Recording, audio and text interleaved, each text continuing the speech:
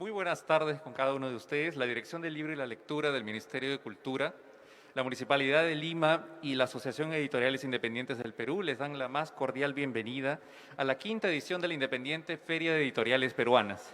En este momento vamos a comenzar con la mesa Conmemorar a César Vallejo y para ello vamos a presentar a nuestros dos participantes, Manuel Cuipa Chancaguaña y a Ricardo Silva Santiesteban. Manuel Cuipa es traductor e intérprete del quechua sureño en Heraldos Editores e investigador miembro en Cuscaya Abya Yala, colectivo de colonial y de revitalización de la lengua quechua.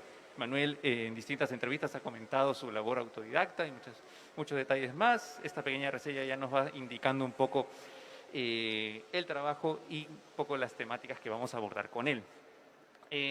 Por su parte, el señor Ricardo Silva Santiesteban es poeta, traductor, crítico, editor y realmente una personalidad de las letras peruanas que tiene una larguísima trayectoria, muy notable y no debidamente reconocida, hay que decirlo también.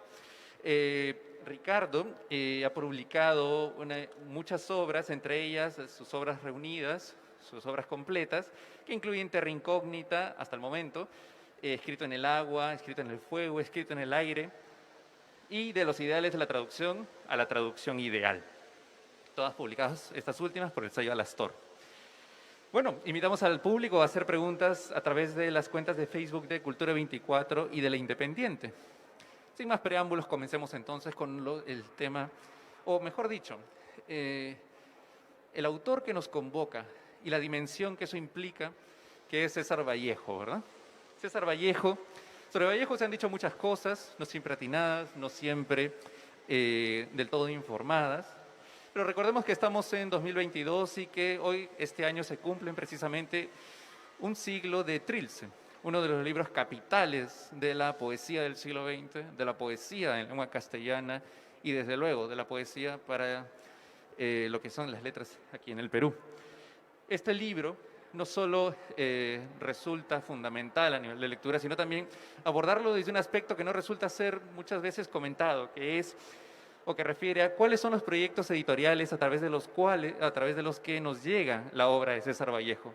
Y lo mismo aplica para el otro libro que nos convoca, Los Heraldos Negros, en una nueva traducción al quechua. Digo esto porque comenzaré hablando con Manuel, procederé luego aquí a hablar con el señor Ricardo, y la primera pregunta y lo primero que quisiera plantear a quienes nos acompañan el día de hoy es, o refiere a, en las trayectorias de ambos, cómo surgieron ambos proyectos editoriales, ¿no? Particularmente en tu caso, Manuel, en tu trabajo de la valorización del quechua, con los Heraldos Negros, tú en tu prólogo, en esta edición de Heraldos Editores, tú comentas que tuviste una experiencia muy particular al leer a César Vallejo y que más bien hubo una suerte de un despertar en una dimensión ideológica incluso. El quechua como un horizonte mayor de reflexión y como una posibilidad expresiva además. Por favor, cuéntanos un poco en ese horizonte cómo surge este proyecto de traducir los Heraldos Negros, que es pues una de las primeras obras de Vallejo y que representa un primer horizonte también de lo que es su propia escritura poética. Por favor. Tardes con cada uno de ustedes, saludarte Manuel, al maestro Ricardo.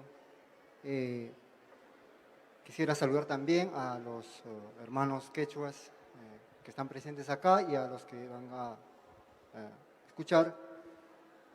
Kunan tuta, kunan tarde, kunan suka, napaykamuiki llapaykista, kay Ministerio Cultura Hatun Wasipi, Rimarison, Heraldos Negros, Yana Chasquicuna, César Vallejo, Harawin Manta. Estoy diciendo que vamos a conversar. A la pregunta quisiera responder. Sí, efectivamente, el primer encuentro que tuve con César Vallejo es en el colegio, porque creía que los poetas o los escritos de la literatura siempre estaban, digamos, inmerso en la cultura occidental, pero cabe por una lectura, encontré a Vallejo, donde los elementos de la cultura andina estaban presentes en su poesía. Entonces eso me permitió rastrear más y encontrar en los heraldos negros una especie de que la cultura andina de las comunidades de los ayllus estaba presente en los heraldos negros como una forma de denunciar quizás el dolor, la postergación, la pobreza, la marginación, entre otros males que existen. Y eso me conectó muy rápidamente con los heraldos negros. Eso sería como una experiencia que encontré en Vallejo. Ya. Entonces, esa fue una experiencia de lectura. ¿Y el proyecto editorial en sí mismo, cómo aparece, digamos, en tu trayectoria? Este es un proyecto editorial de Heraldos Editores, que un grupo de jóvenes sanmarquinos promocionan, y a la convocatoria que hubo del Ministerio de Cultura en el año 2020, participamos y ha sido ganador del proyecto de estímulos económicos 2020 y en octubre de 2021 publicamos. Y entrando propiamente ya a los desafíos y a las particularidades de cada proyecto editorial, ¿no? Manuel, en tu caso, Vallejo ha sido traducido a muchas lenguas, desde las que nos pueden resultar más cercanas, como el portugués, el inglés, hasta algunas que nos pueden resultar mucho más lejanas, el croata, el tailandés, el chino, etcétera. Pero tu traducción nos hace volver la mirada a las lenguas originarias, a las lenguas originarias, y yo quisiera preguntarte, ¿no? ¿Cuáles fueron los principales desafíos para ti al traducir los heraldos negros, ¿no? En esa traducción, y es una pregunta adicional, ¿tomaste como referencia la versión de Porfirio Meneses? Hay que recordar que Porfirio Meneses ya había traducido Los Heraldos Negros, dicho sea de paso con un título diferente al que le da Manuel, y también Trilce. Y también en los últimos años se han traducido otras obras de Vallejo al quechua. Por ejemplo, El Tungsteno y Paco Yunque, versiones hechas por Washington Córdoba. Lo menciono porque el quechua entonces comienza o ya tiene una creciente presencia en la bibliografía y en la pluralidad que se le puede dar a la obra de Vallejo. Entonces, Manuel, cuéntanos por favor sobre los desafíos y las particularidades de traducir Los Heraldos Negros. Sí, los desafíos que encontré en realidad son principales, digamos, son dos desafíos. Uno, por ejemplo, el quechua es qué tipo de quechua voy a traducir, ¿no? O sea, primero, desde el quechua hay variedades, como la central y la otra es la quechua sureña. Y dentro de la quechua, yo soy quechua sureño, y dentro de la quechua sureña hay otras subvariantes que son quechua chanca Ayacucho y Cusco Collao.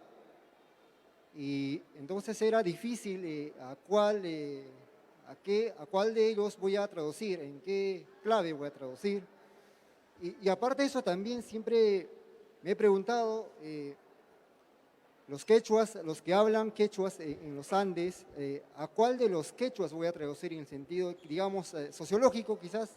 Por ejemplo, esta categoría tomo de Pablo Landeo, un novelista estudioso quechua. Los runas, dice, ¿no? Y los runas tienen su propio lenguaje, el runasimi, pero hay dos tipos de runas. Los runas que están en los quichua runas, que están en los valles interandinos, donde está, digamos, el Estado presente, donde está presente la gente bilingüe, ilustrada, donde convive, digamos, el miste, el huirajocha y también los runas, los comuneros del ayllu. Eso es en la parte baja de los quechohablantes. Pero también hay los otros quechuas que están en los Andes, en la parte cordillera, digamos. Lo denomina los aljarunas o los punarunas. Entonces ellos, digamos, su lenguaje es más monolingüe, el Estado no tiene presencia tanto y, y eso era como un desafío y también el quechua de los migrantes que llegan a Lima y ese choque cultural cuando uno llega, yo soy migrante y es diferente. Entonces tenía que jugar primero esas variedades regionales y también las variedades de los tipos de los quechuas que están, digamos, más citadinos y también los que están en, en las provincias altas del Perú, digamos. Y lo que encontré como un reto era también los quechuas antiguos, los antepasados y los actuales, como el que traduce, ya tenía una visión, digamos, individualista, una visión occidental, muy diferente a los monolingües, muy diferente al quechua de los ayllus de las comunidades campesinas. Entonces era un reto de a cuál de ellos tomar acá en esta traducción lo que tratamos es confluir todo ese tipo de quechuas, tanto la que son la chanca y la cusqueña.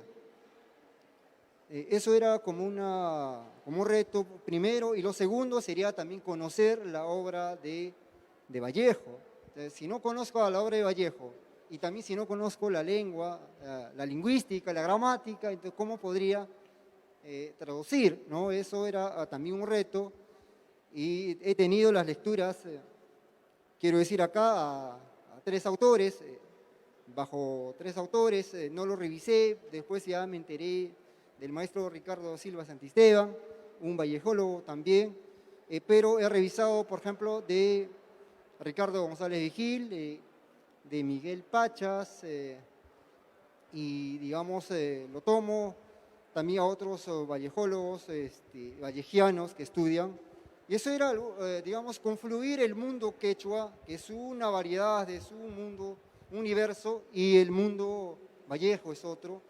Eso era un reto difícil, pero lo logramos con un sentido de que la estética andina sí está presente, creo, está presente en Vallejo, se puede expresar con toda normalidad para un lector español.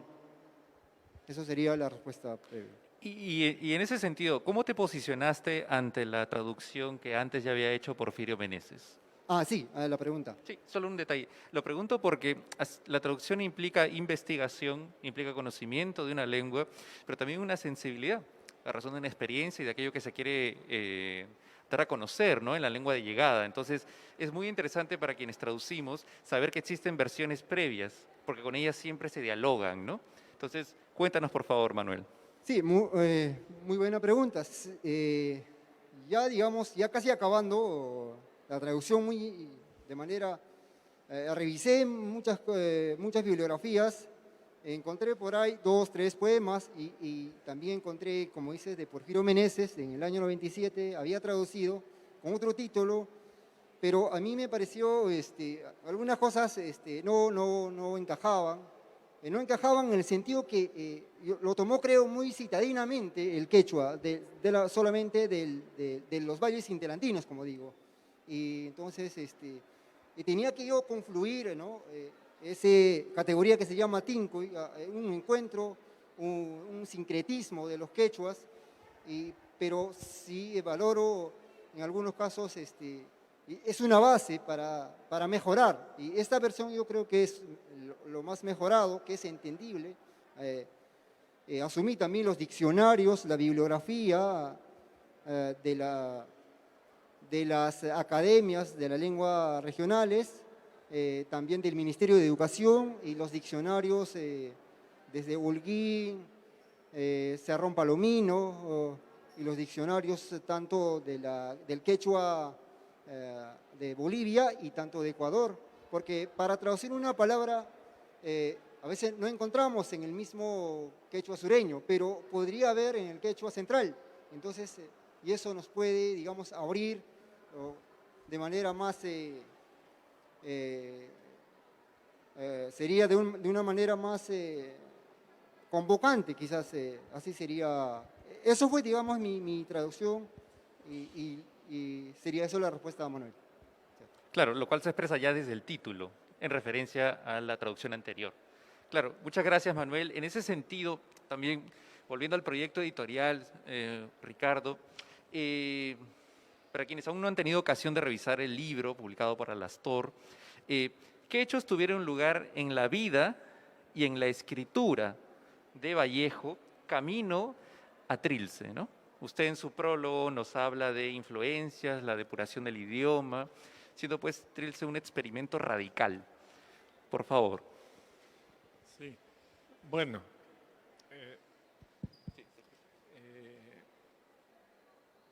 el pase o el camino que va de los Heraldos Negros a Trilce, ¿no? Es un cambio sumamente radical en la poesía de Vallejo, ¿no? Los Heraldos Negros es un libro que tiene una gran influencia modernista, ¿no? Pero en el caso de Trilce, más bien podemos decir que se trata de un libro vanguardista, ¿no? Entonces, claro, el problema es, ¿qué leyó Vallejo, no? O sea, sabemos que leyó pues a Rubén Darío, leyó a Eguren, leyó a otros poetas, ¿no? Modernistas que eran, digamos, los que ocupaban en ese momento el escenario literario, ¿no? O el escenario poético de esos años, ¿no? Pero durante esos años comienzan a gestarse algunos movimientos de vanguardia en Europa, ¿no? En primer lugar, creo que uno de los movimientos más antiguos es el futurismo, ¿no? ¿Cómo se llama? Que tiene pues importancia, digamos, en alguna de las vanguardias europeas, ¿no? Pero también comienzan a crearse otros vanguardismos, ¿no? Y uno de ellos, ¿no? El que más bulla hacía era el dadaísmo, ¿no? Claro, ahora cuando buscamos los textos dadaístas, ¿no? En realidad casi no encontramos nada, ¿no? Porque en realidad hicieron mucho bombo, ¿no? Pero la parte creativa en realidad fue casi nula, ¿no? Entonces, entonces uno dice, bueno, ¿de dónde tomó su Vallejo, digamos, la inspiración para escribir un libro así de poesía pues tan radical, ¿no? Bueno, una de las teorías había sido la de Javier Abril, que atribuía en gran parte Trilce a la lectura de una jugada de dados, Nunca aboliré el azar, de Stéphane Mallarmé, pero que a mí me parece completamente errada, ¿no? Este poema se había publicado en una revista que, si no me equivoco, se llama Cervantes, ¿no? Pero había muchas revistas que llegaban de España, que eran revistas verdaderamente de poesía vanguardista, ¿no? Sí. Manuel, en tu caso, volviendo nuevamente al proyecto y a lo que hemos estado conversando, para Independiente siempre ha sido muy importante lo que es retomar y reafirmar la dignidad de una lengua, ¿no? Como es el quechua. En ese sentido, quería pedirte si por favor podrías leer para nosotros un poema de los Heraldos Negros traducido por ti. Nos dices por favor el título también en español para escucharlo completo. Sí.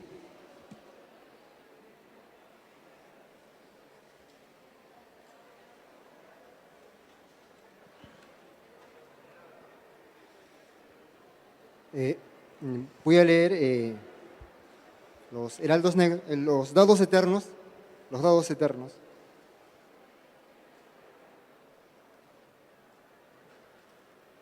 Huiñaypa Huayrocuna, Manuel González, Pradapa, Cay, Sinchi Aglasja, Zapayan asuan, Kusikuspa, Hatun, Amauta, Ajlariwara. Para Manuel González Parada, esta emoción bravía y selecta, una de las que con más entusiasmo me ha aplaudido el gran maestro. Apuyayayay.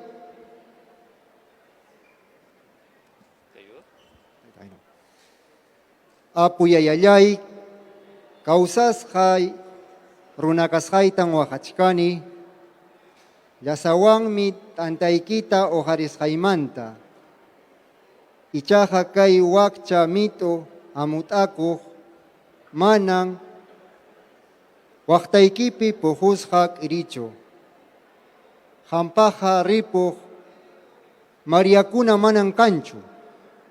Dios mío, estoy llorando el ser que vivo, me pesa haber tomadote tu pan, pero este barro pensativo no es costra fermentada en tu costado.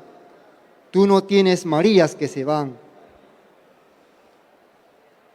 Apuyayayay, han runa kawaj kar hachayja, kunancha apuyaya kaita yachawaj karja. Ichaham, hinapunilla allin kausaj kanki, manan kamajnikimanta imatapas llakikunkichu, runañatajmi ari ñakarisunki, paimi apuyayaja. Dios mío, si tú hubieras sido hombre, hoy supieras ser Dios, pero tú que estuviste siempre bien, no sientes nada de tu creación, y el hombre sí te sufre, el Dios es Él. Sería por ahora traducido y de los dados eternos de Vallejo en quechua. Muchas gracias, Manuel. Por supuesto, por favor. La materialidad de una lengua y recordar que debe habitar el espacio público, por ejemplo, en un evento como este. Muchas gracias, Manuel, por tu lectura, por tu traducción. Quiero volver, entonces, con usted, Ricardo. Hemos hablado de cómo se gesta Trilce, cuáles son, digamos, un poco las etapas, y en ese sentido, ¿puede comentarnos un poco brevemente cuáles serían las principales diferencias entre la edición de 1922 y la edición de 1930, por favor? Bueno, no hay diferencias, ¿no? Bueno, puede haber diferencias quizás provocadas por algún error, alguna cosa, porque todas las ediciones tienen errores y la misma edición de Trilce ha sufrido pues muchas correcciones, ¿no? Entonces, hay pequeñas correcciones que se han hecho, pero sumamente pequeñas, ¿no? Sumamente pequeñas. No es, digamos, no es que Vallejo volvió a trabajar el libro, ¿no? Eso no lo hizo, ¿no? Sino que simplemente los poemas se volvieron a tipear, porque probablemente Vallejo no tenía el texto a la mano, y Gerardo Diego, que parece que era el que tenía interés, ¿no? Interés de publicar este libro, probablemente incluyó algunas pequeñas correcciones, ¿no? Que están entre uno y otro, ¿no? Pero eso es una cosa que no la he, digamos, en este momento yo no me acuerdo, ¿no? O sea, tendría que ver mi edición, ¿no? Mi edición, digamos, del año 97 creo que fue, porque en esa edición sí marqué, digamos, todas las correcciones, ¿no? Y muchas de ellas pues podían haber sido provocadas por este Trilce del año 30, ¿no? Como también algunas que yo encontré, ¿no? O algunas que encontraron algunos editores anteriores, ¿no? Entonces los textos van pues tal cual, ¿no? Y entonces no se trata de una segunda edición que Vallejo corrige ampliamente, ¿no? Sino que Vallejo entrega su libro y el libro se publica, ¿no? Claro, sí, entonces estamos hablando de algunos detalles, digamos, más de al momento de lo que va a ser ya la publicación, no tanto la reescritura. Claro. En ese sentido, y volviendo, Manuel, nos llegan preguntas del público, me las están haciendo llegar y quería consultarte. Manuel, ¿a futuro tienes algún proyecto relacionado con Vallejo? Quizá traducir al Vallejo periodista, al ensayista, al narrador, quizá traducir Trilce, Poemas Humanos o algún otro. Cuéntanos, por favor. Siempre hay, Vallejo es un universo y explorar. Lo que quisiera decir es, en ese sentido, traducir lo que son los ensayos de César Vallejo. Me interesa mucho esa parte y cómo podría salir en quechua, porque el quechua tiene sus propias visiones, cosmovisiones, sus propias categorías, su manera de ver la vida, el mundo, la concepción del mundo, digamos, un poco distinto al occidental y complementarlo. La traducción es una forma de complementar y en esa sería como un proyecto quizás traducir los ensayos de César Vallejo y también otros autores, siempre me han interesado como Mariátegui, González Prada y Jorge Basadre. Entonces, esperamos quizás los estímulos así del Ministerio de Cultura para de esa forma llegar, que llegue, digamos, los autores importantes a la gente. Excelente. Y en su caso, Ricardo, usted que tiene una larga trayectoria también como editor y crítico de Vallejo, ¿aún le queda algún pendiente con él? ¿Tiene todavía algún proyecto por ahí? Cuéntenos, por favor, con Vallejo. Bueno, por el momento no. No tengo otros proyectos, sí, pero no sobre Vallejo, ¿no? Lo que tengo es una conferencia que me han invitado va a haber un congreso en Londres y en Oxford, ¿no? Y bueno, me han invitado a representar al Perú pues allá a este congreso, ¿no? Entonces voy a ir a dar una conferencia, digamos, sobre Vallejo, ¿no? Mientras tanto, sigue trabajando en sus obras completas, las de usted. Sí, bueno, las obras completas y algunos libros que están estamos editando, por ejemplo, el Fedro, una versión del Fedro muy hermosa, ¿no? Estamos sacando también una edición de La Tierra Agostada, comentada de Eliot, ¿no? Y bueno, y otros libros, ¿no? Y otros libros. Excelente. Entonces, llegando a la parte final ya, Manuel, por favor, unas palabras finales, una despedida, algo que quieras agregar a lo que hemos conversado.